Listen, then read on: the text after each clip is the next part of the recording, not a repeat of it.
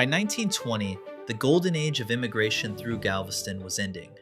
World War I had already disrupted transatlantic shipping, making the organized movement of immigrants difficult.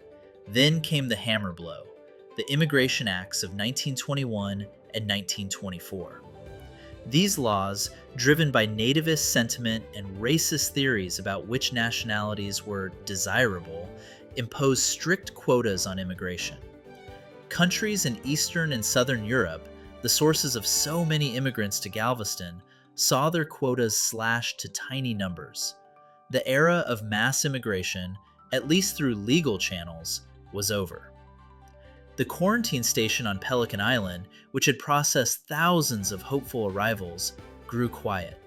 Eventually, it closed entirely in 1950. The immigration station was demolished. The bureaucratic machinery that had connected Europe to the American heartland through Galveston was dismantled. But the legacy remained. Stand in modern Texas and look around. What do you see? You see German names on town signs in the hill country. You hear Tejano music blending German polka with Mexican corridos. You smell Chet kolaches in small-town bakeries and Mexican barbacoa on Sunday mornings. You drive past Catholic churches built by Polish stonemasons and Jewish temples founded by Galveston movement immigrants. You eat at Italian restaurants and shop at businesses founded by immigrant families. This is the Texas that immigration built. The state that once seemed like an empty frontier, dangerous, hot, and hostile, became one of America's most diverse and culturally rich places. And it happened because hundreds of thousands of people made a simple, terrifying choice: to leave everything they knew and gamble on the promise of a better future. Looking back across these stories, certain patterns emerge. Patterns that tell us something important about immigration itself, not just Texas history. Every group had specific reasons for leaving home, push factors, and specific attractions to Texas, pull factors. Germans fled political repression and overpopulation, drawn by cheap land and intellectual freedom. Czechs escaped Austrian oppression, lured by America letters, promising opportunity. Poles fled Prussian militarism, following a priest's vision. Jews escaped pogroms, directed by organized philanthropy. Italians left poverty, drawn to Gulf fisheries. Mexicans fled revolutionary violence, seeking safety and work. Understanding both the push and the pull helps us see immigrants as rational actors, making difficult choices, not as random masses or helpless victims. Every single immigrant group succeeded not through rugged individualism, but through community organization. The German Adelsverein, Czech SPJST, Polish parishes, Jewish Galveston movement, Italian mutual aid societies, Mexican mutualistas, all reflected the same truth: survival requires cooperation. The self-made man is a myth. Behind every successful immigrant family was a network of support, formal or informal, that helped them navigate a strange new world. Despite enormous pressure to Americanize, every immigrant group maintained elements of their original culture. Sometimes this happened through institutions, churches, schools, newspapers. Sometimes through family traditions, foods, celebrations, languages spoken at home. Sometimes through neighborhood concentration, the German Belt, Little Mexico, Polish communities. This cultural persistence wasn't just nostalgia, it was resistance. It was saying, we can become American without ceasing to be German/Czech/Polish/Jewish/Italian/Mexican. In every immigrant group, the second generation, children born in America to immigrant parents, faced a unique challenge: navigating between two worlds. They spoke English better than their parents, but were still seen as foreign by Anglo-Americans. They understood American culture, but also maintained connections to their heritage. This in-between status was sometimes painful, but it was also productive. Second-generation immigrants became cultural translators, business leaders, political organizers, and eventually, simply Americans with interesting last names and family stories. Discrimination and resilience. Every immigrant group faced prejudice. Germans were suspected of being disloyal during World War I. Czechs and Poles were mocked for their accents and strange customs. Jews faced anti-Semitism. Italians were sometimes classified as non-white and treated accordingly. Mexicans faced systematic discrimination and segregation. Yet every group found ways to resist, persist, and ultimately succeed. This doesn't excuse the discrimination. It was wrong, harmful, and un-American. But it does demonstrate the remarkable resilience of people determined to build better lives. Infrastructure and growth. Immigration didn't just change Texas's culture, it changed its physical structure and economy. Germans built towns and introduced intensive agriculture. Czechs and Poles cleared and farmed previously marginal lands. Jews established businesses throughout the West. Italians built the city's infrastructure and developed fishing industries. Mexicans provided essential labor for industrial and agricultural development. Every road, every building, every farm, every business in early 20th century Texas bore the mark of immigrant labor and immigrant creativity. They literally built the state. The port of Galveston was more than a place where ships docked and paperwork was processed. It was a threshold, a place where the old world met the new, where hope confronted reality, where dreams were tested against the hard facts of American life. For some who passed through, it was a place of terror and loss. Remember those Czech families on the Maria? Or the Polish immigrants walking inland with nothing but a wooden cross? For others, it was the beginning of success and prosperity. For most, it was both. A place of hardship overcome, of obstacles surmounted, of transformation. Unlike Ellis Island, with its dramatic Statue of Liberty and its position in American mythology, Galveston never became an icon. There's no famous poem about the huddled masses arriving at Galveston. No iconic photographs of wide-eyed immigrants gazing at a monument to freedom. But in some ways, that makes Galveston's story more representative of the American immigrant experience. Most immigrants didn't arrive to fanfare and symbolic gestures. They arrived to humid docks, bureaucratic inspections, uncertain futures, and the need to immediately start working. They made their way not through dramatic individual achievement, but through community support and persistent hard work. They didn't become American through some magical transformation at a port of entry. They became American gradually, through struggle and adaptation, while also changing what American meant.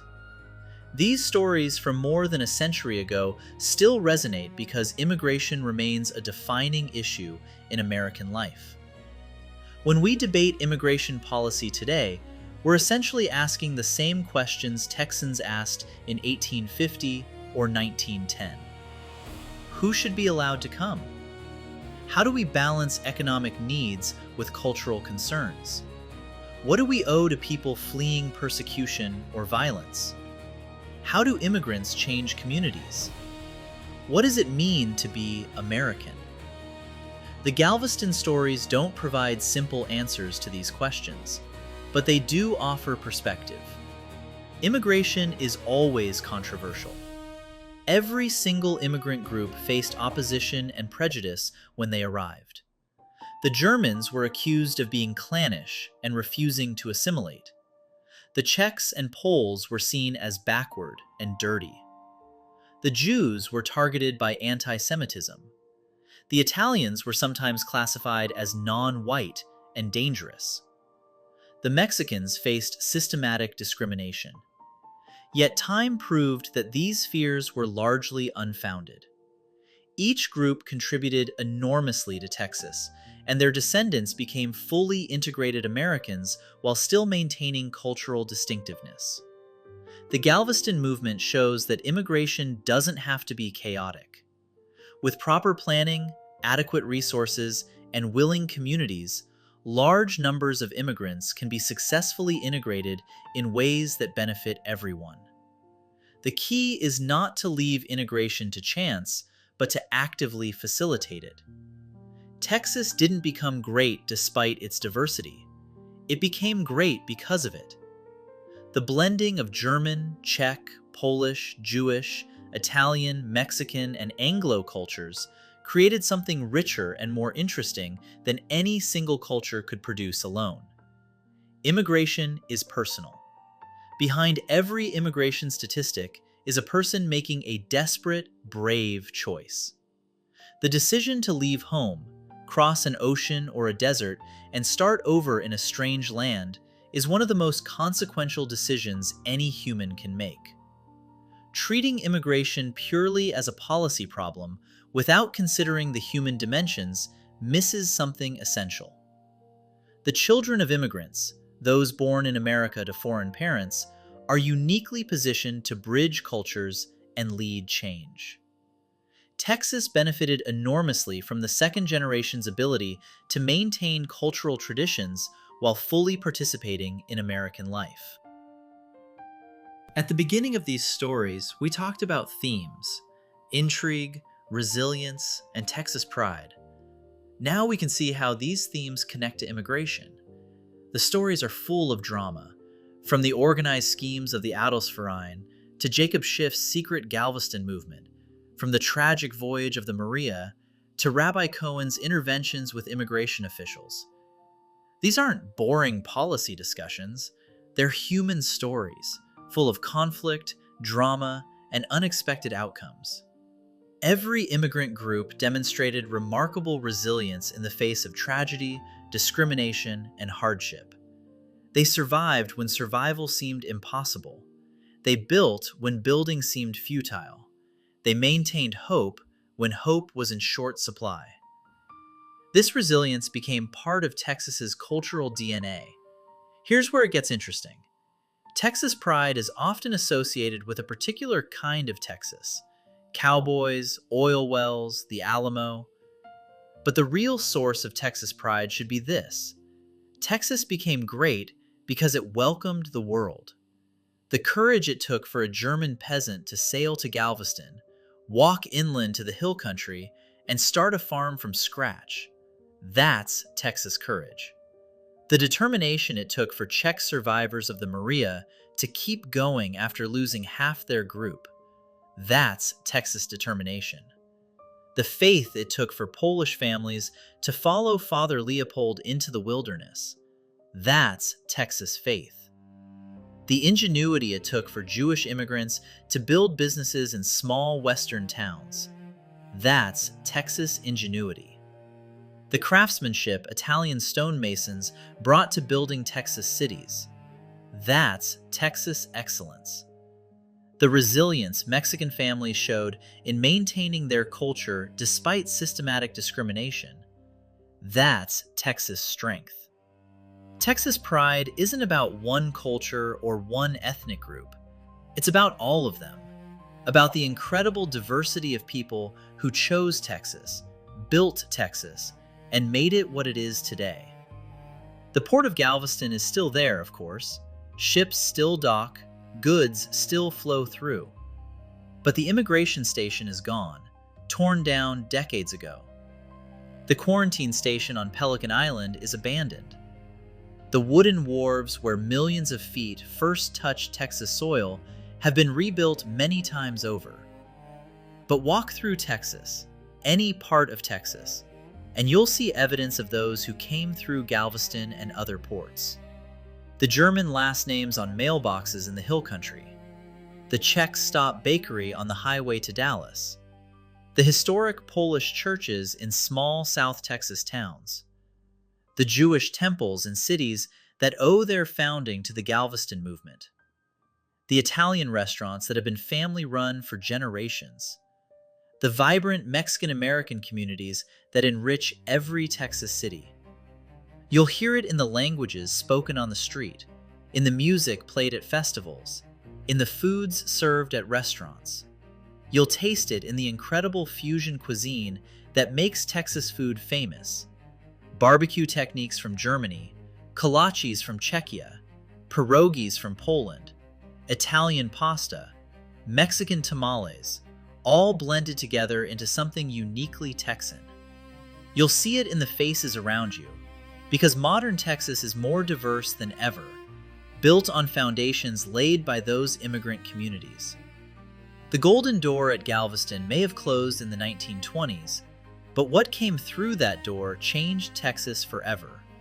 The state that was once a vast, empty frontier became a place where German philosophers debated in Latin, where Czech farmers maintained ancient egg-decorating traditions, where Polish Catholics built beautiful churches in the wilderness, where Jewish merchants helped build Western cities, where Italian craftsmen shaped stone into beauty, and where Mexican culture became inseparable from Texas identity.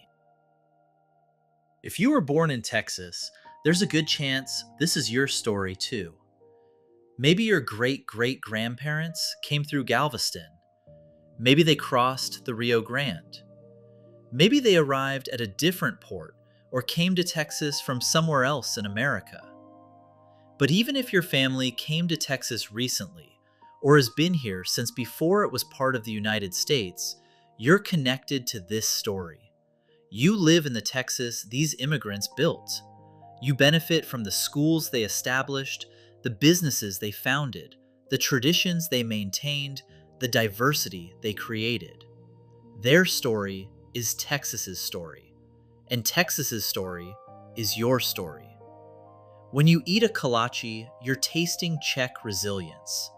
When you hear German loanwords in Texas English, you're hearing linguistic legacy.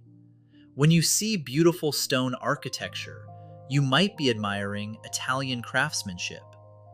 When you celebrate any of the dozens of ethnic festivals held across Texas, you're participating in traditions brought here by people who refuse to let them die.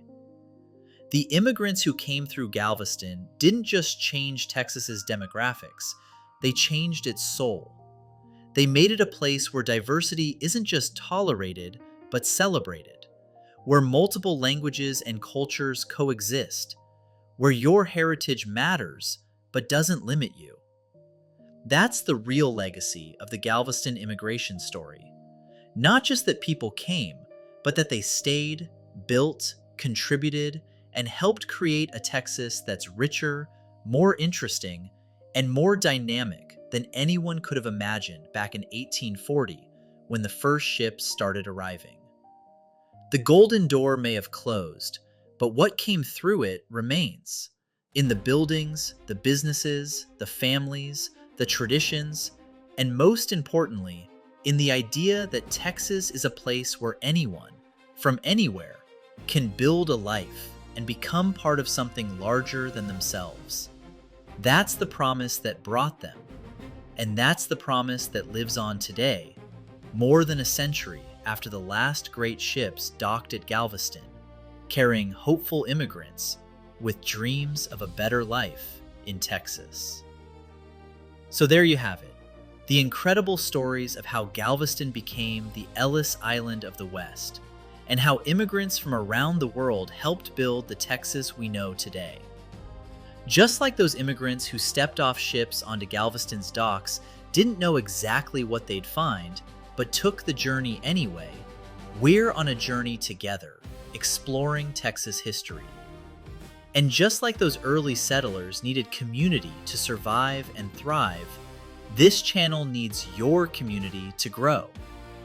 If you enjoyed learning about the Germans, Czechs, Poles, Jews, Italians, and Mexicans who passed through the Golden Door at Galveston, hit that like button. Think of it as stamping your passport as an official Texas history explorer. Don't forget to subscribe so you don't miss future stories. Whether you're descended from these immigrant families or you just arrived in Texas last week, these stories are part of our shared heritage. And here's the big question. What other Texas history stories do you want to explore? Drop your ideas in the comments below. Maybe you want to hear about the Tejanos who were here before any of these immigrants, the cowboy trails and cattle drives, the oil boom that changed everything, women who shaped Texas history, the African American communities who built Texas cities. Your comment could become our next video, so you'd literally be helping to write the next chapter of this channel's story. Just like those immigrants wrote letters home that convinced others to come, your comment might inspire the next Texas history adventure. Thanks for watching, and remember, every Texan has a story. What's yours? Hasta luego, auf Wiedersehen, na śledzeniu, do widzenia, lehitraot, arrivederci, and of course, until next time, stay curious.